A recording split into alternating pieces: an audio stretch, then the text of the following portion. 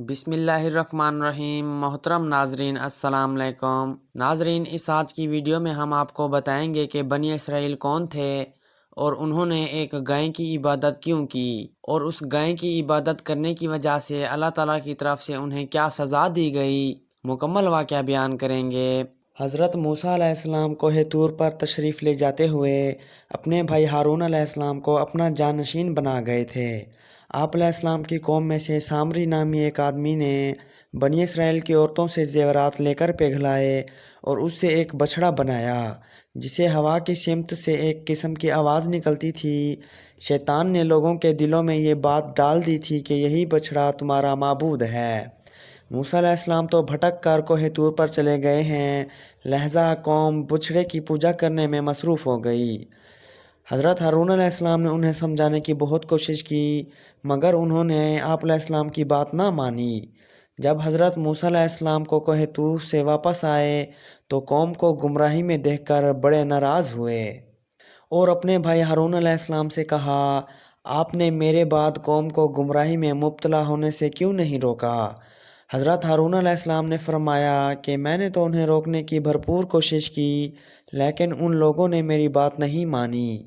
फिर मूसा अलैहिस्सलाम का गुस्सा ठंडा हो गया तो आप अलैहिस्सलाम ने अपने और अपने भाई के लिए अल्लाह ताला से दुआ मांगी। फरमाने इलाही है तर्जमा। और मूसा अलैहिस्सलाम की कौम ने उनके तूर पर जाने के बाद अपने ज़ेवरात जमा करके उनसे एक बछड़ा बनाकर उसे माबूद बना लिया जिससे गाय जैसी आवाज़ निकलती थी। उन्होंने बनी इसराइल से ये नहीं देखा कि वो बछड़ा ना तो उनसे कोई बात कर सकता है और ना ही उन्हें सीधी राह दिखा सकता है।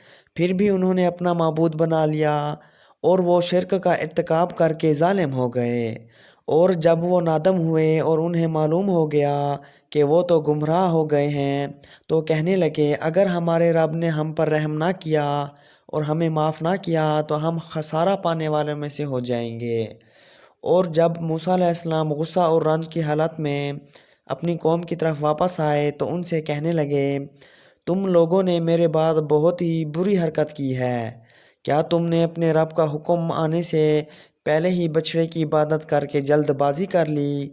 फिर तो रात तख्तियाँ एक तरफ ज़मीन पर डाल दीं और अपने भाई का सर पकड़कर उनको अपनी तरफ घसीटने लगे।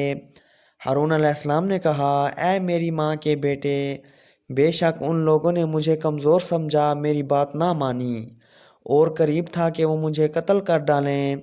चुनाचा आप दुश्मनों को मुझसे हंसने का मौका ना दें और मुझे उन जालिमों में शुमार ना करें।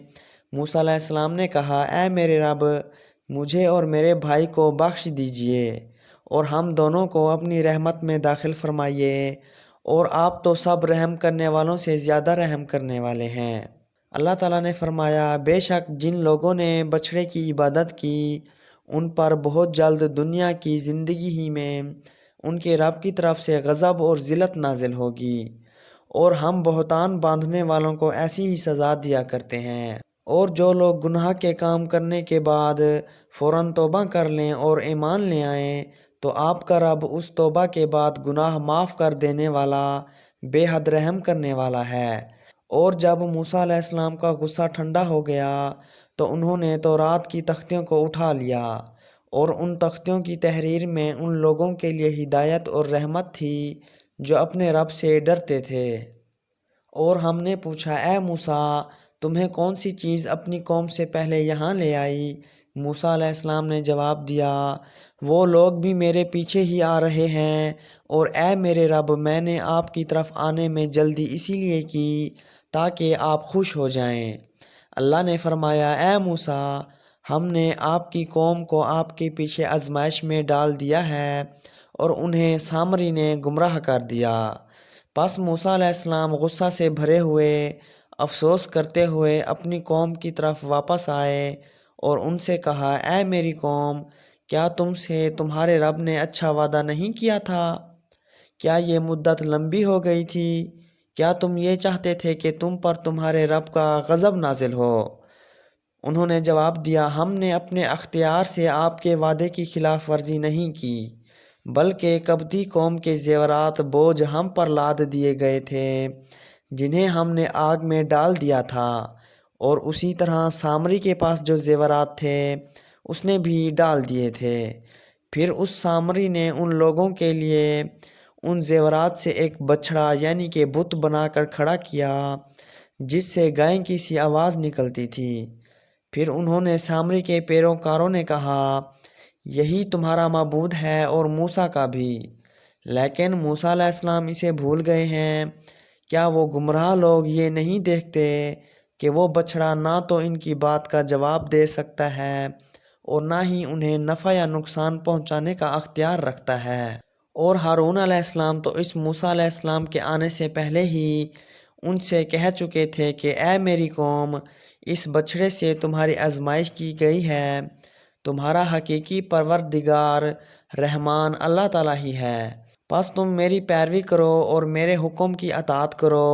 انہوں نے یعنی سامری کے پیروکاروں نے جواب دیا کہ جب تک موسیٰ علیہ السلام ہمارے پاس واپس نہیں آ جاتے ہم تو اسی کی عبادت پر جمے رہیں گے۔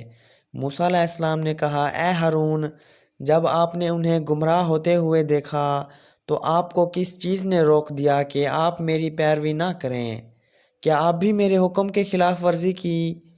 انہوں نے یعنی کہ ہارون علیہ السلام نے جواب دیا اے میری ماں کے بیٹے، میری داڑھی اور میرا سر نہ پکڑو، مجھے تو یہ خطرہ تھا کہ کہیں آ کر یہ نہ فرمائیں کہ تو نے بنی اسرائیل میں تفرقہ ڈال دیا اور میرے حکم کا انتظار نہ کیا۔